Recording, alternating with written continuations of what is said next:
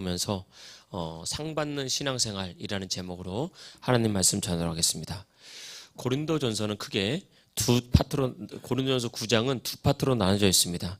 1절부터 15절까지는 고린도 교회 일부 교인들이 바울의 사도권에 대해서 공격하는 것을 바울 스스로가 변호하는 내용이 1절부터 15절까지 있고, 16절부터 27절까지는 우리가 복음을 위해서 바울이 우리가 어떤 태도로 살아야 되는지, 복음을 어떤 태도로 전해야 되는지에 대해서 우리에게 알려주고 있습니다. 오늘 본문 말씀 첫 번째 내용으로 고린도 교인들이 일부가 바울의 사도권을 공격했을 때 변호했던 내용을 살펴보면서 첫 번째 드릴 말씀은 사역자들을 비난하지 말고 도우라, 감사함으로 도우라라는 것입니다. 같은 태도가 되는 것이 중요한 거죠. 여러분, 어느 공동체든지 분쟁하는 공동체는 힘이 없고, 분쟁하는 공동체는 설 수가 없고, 분쟁하는 공동체는 항상 불행해집니다. 어떤 공동체든지 어떤 조직이든지 어떤 사업체든지 그렇습니다. 그래서 흔히 하는 말이 그런 거잖아요. 일이 힘든 것보다는 사람이 더 힘들다, 이런 말 많이 하지 않습니까? 사람이 마음으로 딱 합쳐져서 하나가 되면 같은 힘든 일을 해도 행복하고 즐겁게 하면서 나중에 웃으면서 해줄 수 있지만, 별거 아닌 일도 분쟁하고 다투고 서로 비난하면 정말 일하는 것 자체가 괴롭고, 또 서로 떠날 때, 헤어질 때 마음이 씁쓸하면서 기쁨이 사라지는 거죠. 고린도 교회는 분쟁하는 교회였습니다. 우리가 아는 것처럼 게바파, 아볼로파, 그리스도파, 바울파 이렇게 나눠서 서로 분쟁을 했죠. 이렇게 나눠졌다는 것은 이미 이제 개척자였던 바울을 향한 시선이 여러 가지로 분산이 된 것입니다. 바울에 대한 공격이 여러 가지가 있었는데, 바울을 공격할 때 주된 포인트가 뭐냐면 바울의 사도권에 대해서 많이 공격을 했습니다. 사도는, 성경에서 말하는 사도는 예수님께서 직접 선택을 하고 예수님과 함께 3년을 공생애를 같이 살면서 먹고 마시고 살 같이 했던 12명의 제자, 이 12명의 제자를 사람들은 사도라고 불렀습니다. 그런데 가만히 보니까 바울은 그 12명 중에 속하지가 않았던 거예요. 그리고 바울은 말하기를 부활하신 예수님을 봤다고 말하는 거예요.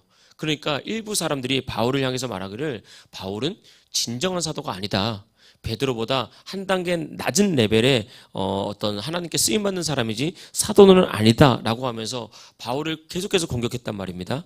그래서 바울은 자신의 사도권을 보호하고 있어요. 왜 사도권을 굳이 보호하냐? 이 영적인 권위, 특히 교회는 영적인 권위가 무너지면 다 끝나는 겁니다.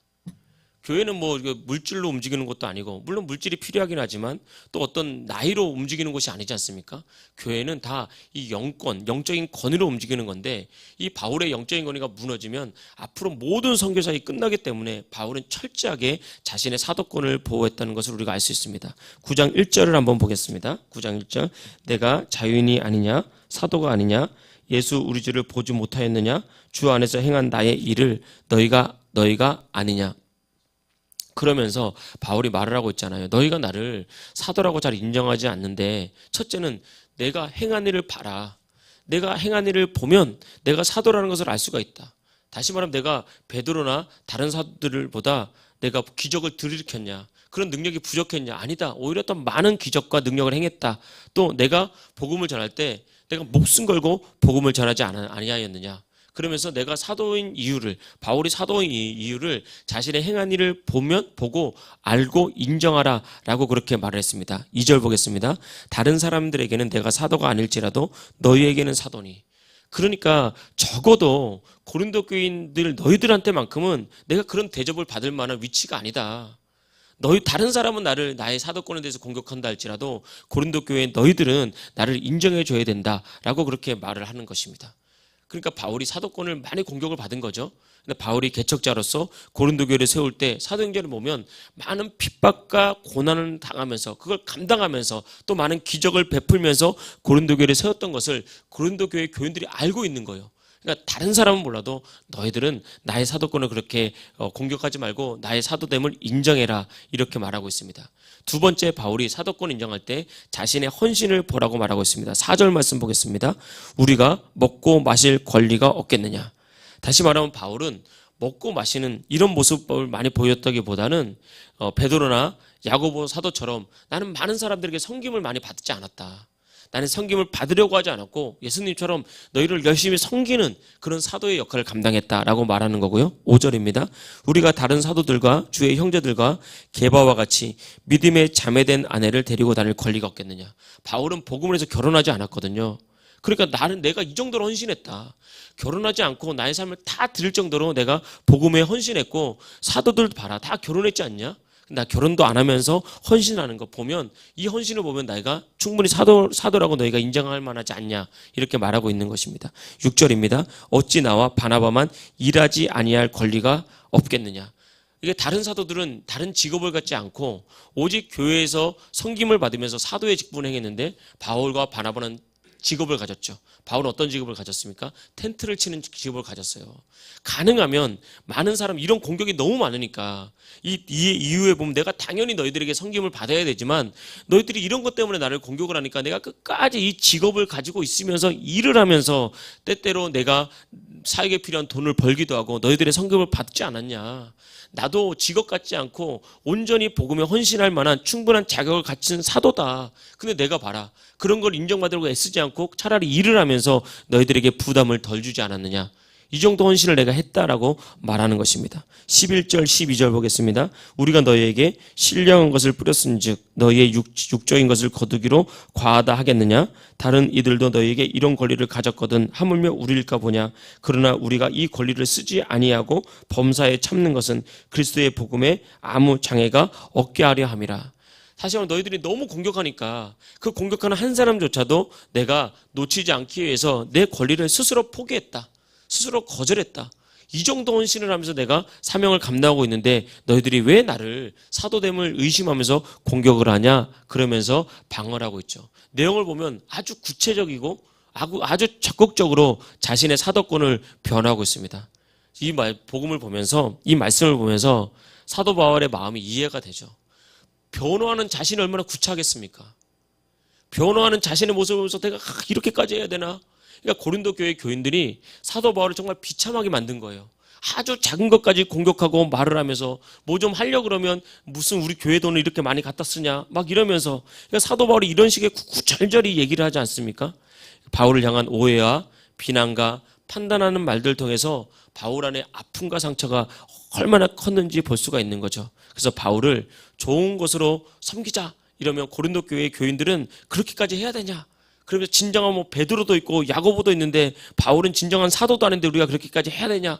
그러면서 바울을 끊임없이 공격했던 것을 알 수가 있습니다. 그러나 바울은 고린도 교회 교인들을 위해서 복음을 위해서 목회를 하고 말씀을 전하면서 마지막까지 내가 낮아질지라도 너희 한 영혼을 놓치지 않기를 원한다라고 그렇게 사도권을 변호하고 있는 내용이 상반절에 있는 15절까지의 마음이라는 것입니다.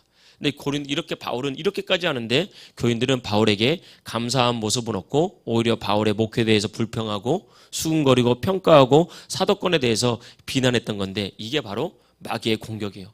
단지 목회자한테 잘해라, 바울한테 잘해라 이게 아니라 마귀가 교회를 무너뜨리는 방법이고 마귀가 한 심령을 신앙을 해서 무너뜨리는 방법이 바로 이런 것이라는 것입니다.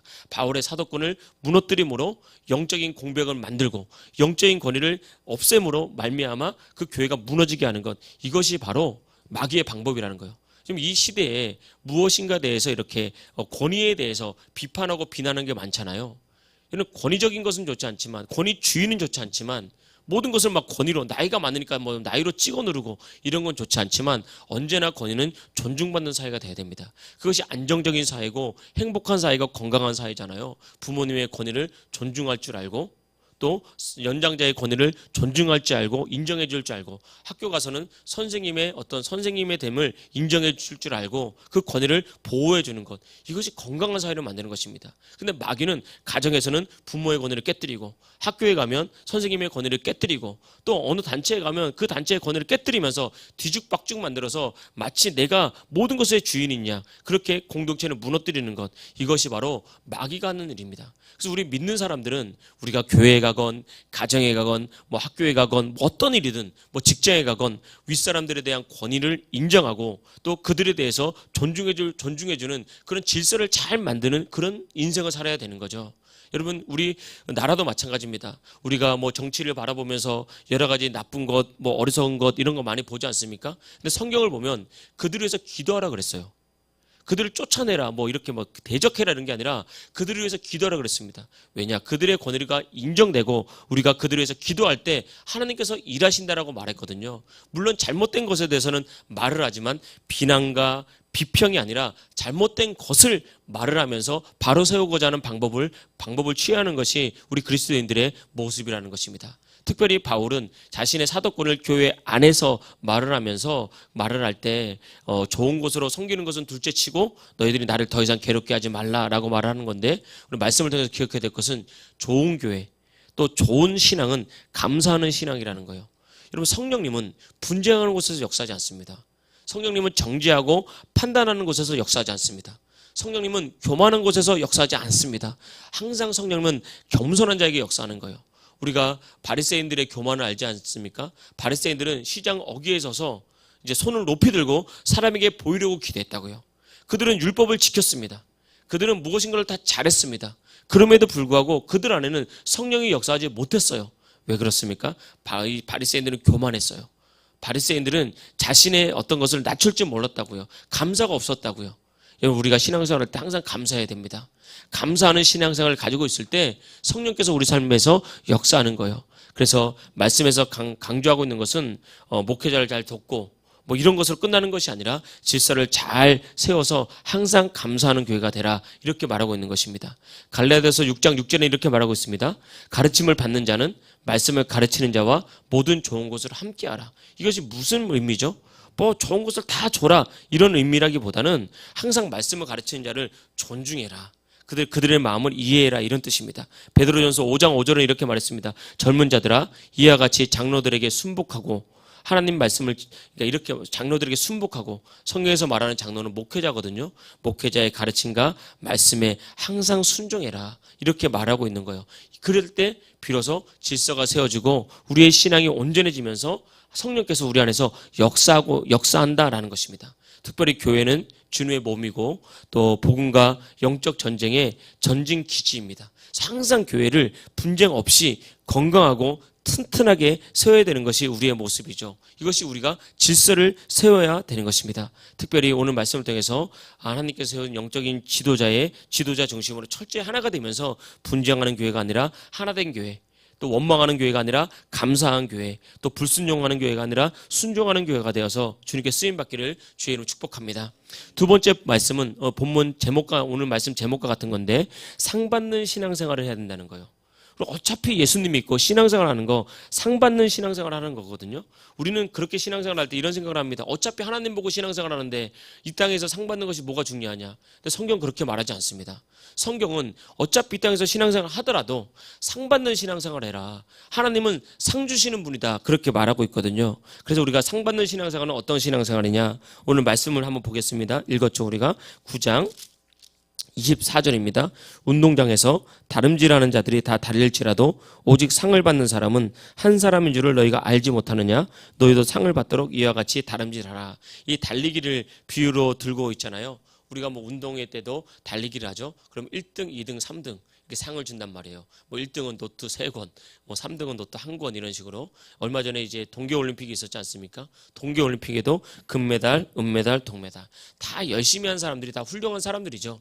그러나 우리가 상을 받았을 때 그 기쁨이 더 큰 거라고 우리가 크다고 알고 있습니다. 마찬가지로 우리가 신앙생활 할 때 하나님께서는 우리에게 그냥 참여하는 데 의의를 두지 말고 신앙생활 하는 데만 끝나지 말고 반드시 상 받는 신앙생활 해라. 하나님의 상이 있다 이렇게 말하고 있거든요. 그럼 우리가 상 받는 신앙생활 하려면 어떻게 되냐? 첫째는 맡겨진 사명에 최선을 다해야 된다는 것입니다.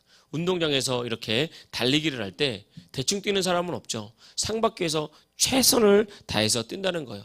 보니까 100m 경기하는 이 대표 선수들은 보면 100m를 뛸 때까지 아주 훌륭한 선수들은 숨을 한 번도 안 쉰다 그러더라고요.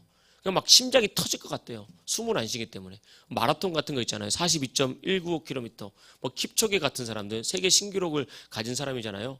이런 사람들을 보면 어렸을 때부터 뭐 집에서 뭐 자기의 뭐 일하는 거리가 한 뛰어서 2시간 거리인데 뭐 차도 없고 자전거도 없고 늘 뛰어다녔대요. 그러면서 심장이 커지고 막 그런 거거든요. 그런데 그런 선수들도 보면 1초라도 0.1초라도 당기기 위해서 최선을 다해서 뛰지 않습니까? 그래서 국가대표가 되면 국가대표 선수들이 가진 첫 번째 목표는 기록 단축이에요. 우리나라 국가 신기록을 갈아치우는 것. 그러니까 최선을 다하지 않습니까?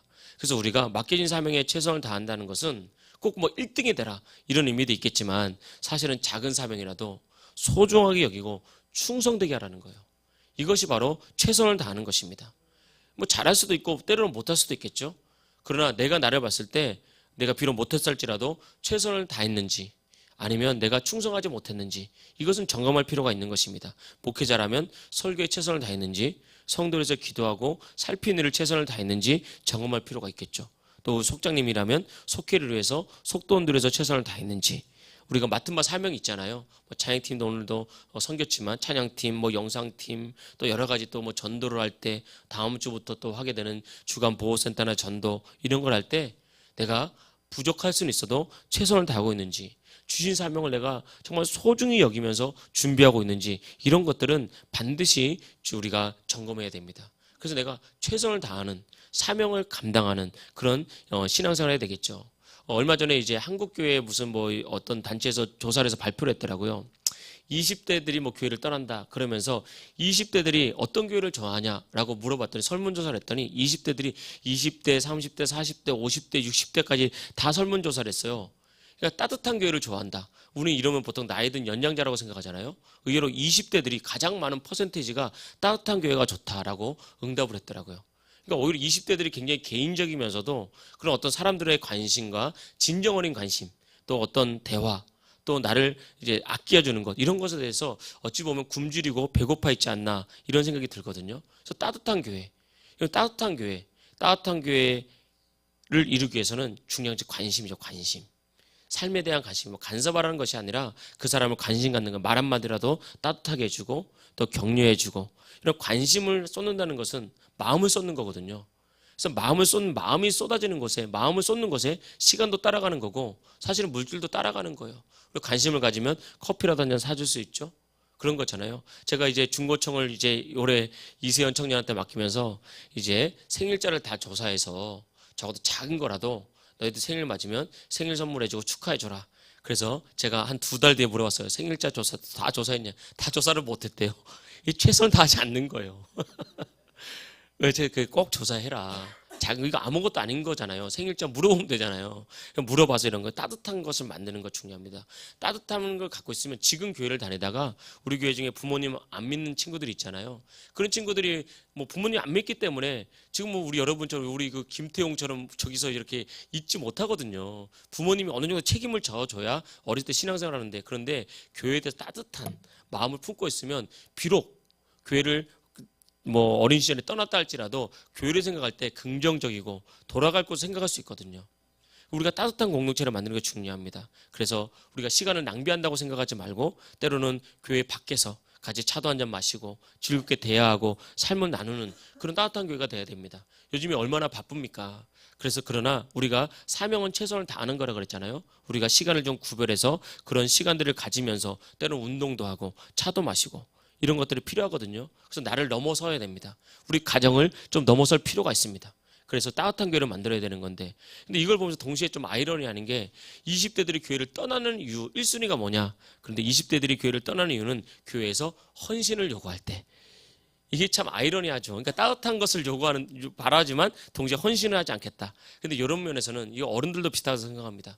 다 우리가 알고 있는 것처럼 대형 교회를 찾는 많은 이유 중에 하나가 그냥 편하게 신앙생활하고 싶다. 간섭받기 싫다. 있는 듯 모르는 듯 그렇게 신앙생활 하고 싶다. 이런 이유가 많잖아요. 뭐 20대뿐만 아니라 그래서 우리가 봉사하십시오. 헌신하십시오. 헌금하십시오. 그럴 때 사람들은 그냥 거기서 못하면 못하는 대로 예수님 잘 믿으면 되는데 그냥 시험에 들어버립니다. 부담된다, 힘들다 그러면서 편한 신앙생활 찾아가야 되거든요. 근데 우리가 잘 보십시오. 여러분 편한 곳에는 항상 병이 따라갑니다. 몸이 편하잖아요. 병들어요. 운동한다는 게 다른 말로 하면 어떤 면에서 몸을 좀 괴롭히는 거예요. 그래서 다치잖아요. 지난주에 보니까 우리 김영희 집사님이 테이핑을 쫙 하고 왔더라고요. 이게 손목을 많이 써서 이제 테니스 치는데 물론 좀 아플 수 있겠죠. 근데 이게 테이핑 바르면 다른 온몸이 건강하단 말이에요. 뭔가 움직이는 거잖아요. 그래서 우리가 자꾸 편한 걸 찾아가면 육체도 병들어요. 뭐 밥 먹고 운동하고 적당히 이게 필요하지 않습니까? 신앙생활도 마찬가지입니다. 사명이 때로는 부담되고 힘들죠. 근데 사명 감당할 때 성장합니다. 그 사명 감당하는 사람들, 우리가 전쟁도 전우라 그러잖아요. 그래서 죽을 위기를 같이 넘긴 사람들이 끈끈한 것처럼 사명을 같이 하는 사람들이 진정한 교제가 일어나요.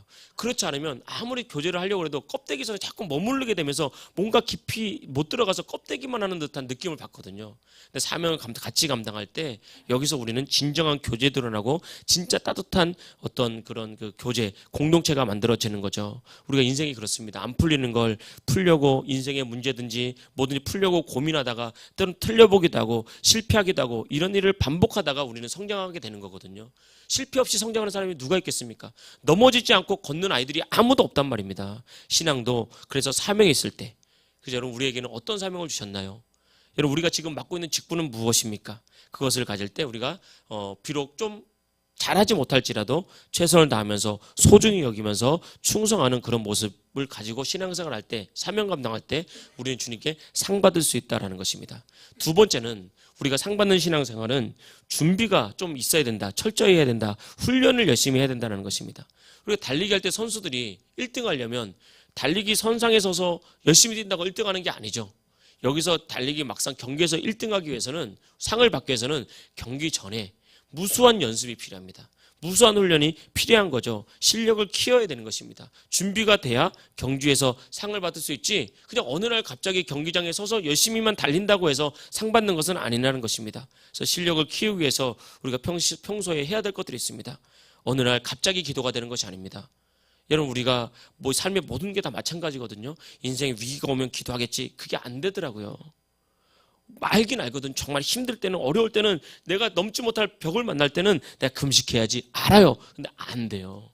평소 때 안 하던 기도가 갑자기 되는 것이 아닙니다. 평소 때 안 드리던 예배가 갑자기 드려지는 것이 아닙니다. 평소에 기도한 사람이 위기를 이길 수 있고, 평소에 기도한 사람이 위기 때 기도할 수 있고, 평소에 기도한 사람이 결국은 위기 때 기도해서 응답을 받게 되더라는 것입니다. 그래서 많은 사람들은 상 받는 것을 부러워하잖아요.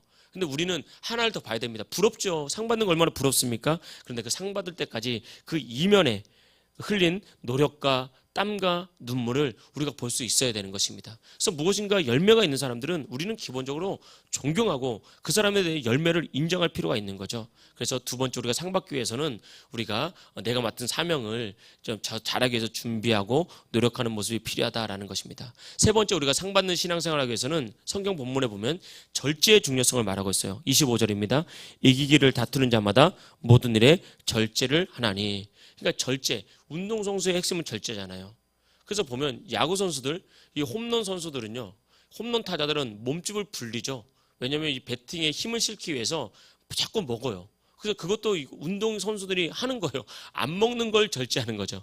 반대로 체급이 나가는, 복싱같이 개체량을 재는 게 있어요. 뭐 50kg가 넘으면 안 된다, 이런 것들. 이런 선수들은 얼마나 먹고 싶겠습니까? 그런데 그 경기장에서 승리하기 위해서 안 먹는단 말이에요. 그래서 체급에 따라서 몸무게가 정해져 있는 사람들은 이 몸무게를 빼기 위해서 때로는 이게 평소에 조절이 잘 안 되면 운동 당일 며칠에 막 몰아서서 막 쓰러지고 그러더라고요. 그래서 제 컨디션이 안 나와서 운동에 지기도 하고 평소에 절제가 잘 안 되는 거죠. 그래서 우리가 절제해야 될 것 중에 하나는 뭐냐면, 건강을 위해서는 잠자는 시간에 잠자는 시간. 하나님은 이 땅을 창조하는 원리가 있거든요. 항상 창조 섭리대로 사는 것이 제일 중요합니다. 하나님께서 주신 것을 그냥 그대로 음식도 먹는 것. 그냥 고기도 마음껏 먹으십시오. 얼마 전에 그 미국에서 이제 요즘에 FDA에서 새로운 걸 막 발표를 하거든요.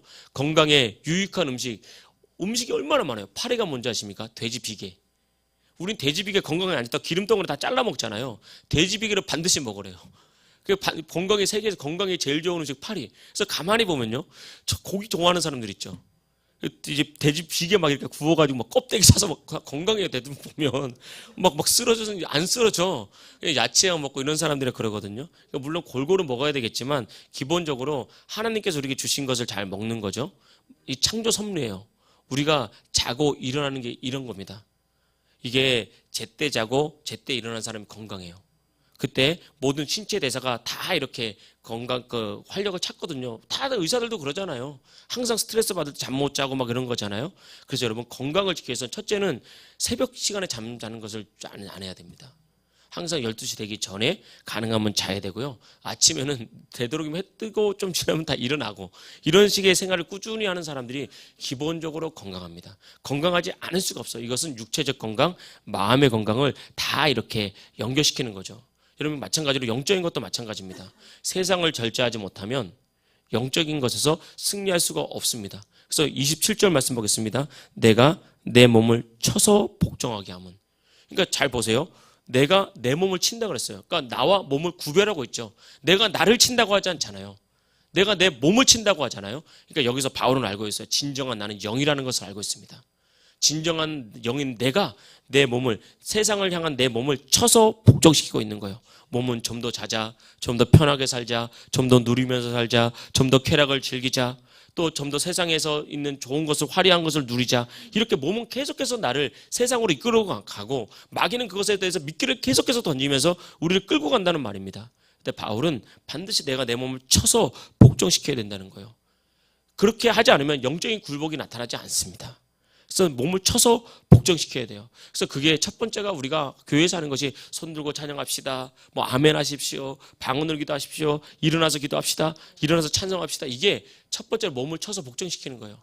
하기 싫을 때가 있거든요. 굳이 뭐 일어나야 되나 이럴 때가 있어요. 그런데 은혜 받으면 그게 없어져요. 그냥 몸을 쳐서 복종시켜지는 거예요. 그래서 이게 되는 사람이 딱 보면, 아, 손 들고 찬송합시다 그럴 때 우리가 뭐 그걸 보려고 하는 건 아니에요. 그런 보려고 하는 건 아니지만, 이게 손을 든 사람과 손을 들지 않은 사람은 차이가 있을 수밖에 없다라는 것이죠. 그래서 항상 여러분 삶에서 내가 육체, 우리의 삶을 위해서 절제할 것은 무엇이고, 내가 영적인 성장을 해서 절제할 것은 무엇인지를 한번 점검해 볼 수 있는 보는 시간은 반드시 필요하다. 마지막은 우리가 상밖에서는 올바른 방향으로 나가야 된다는 것입니다. 그리고 아무리 열심히 뛰어도 엉뚱한 곳으로 가면 상 받을 수가 없잖아요. 우리가 26절 보겠습니다. 그러므로 나는 다름질하기를 향방 없는 것 같이 아니하고 싸우기를 허공을 치는 것 같이 아니하며. 그러니까 애들이 어렸을 때 허공 치면서 많이 장난치잖아요. 허공을 바라보면서 막 손을 흔들고 뭐 싸우고 막 그러지 않습니까? 칼을 그냥 상대방이 없는데 허공에다가 칼을 가르고 이러지 않습니까? 그러니까 우리가 보고 뭐 하냐 그러지 않습니까?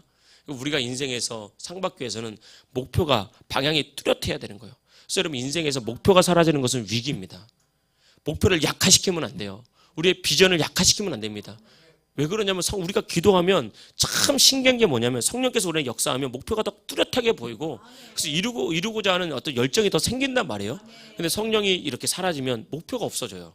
사람들이 이렇게 방향 없이 이렇게 살게 되는 거죠. 열심히 사는 것 같은데 비전이 사라지거든요.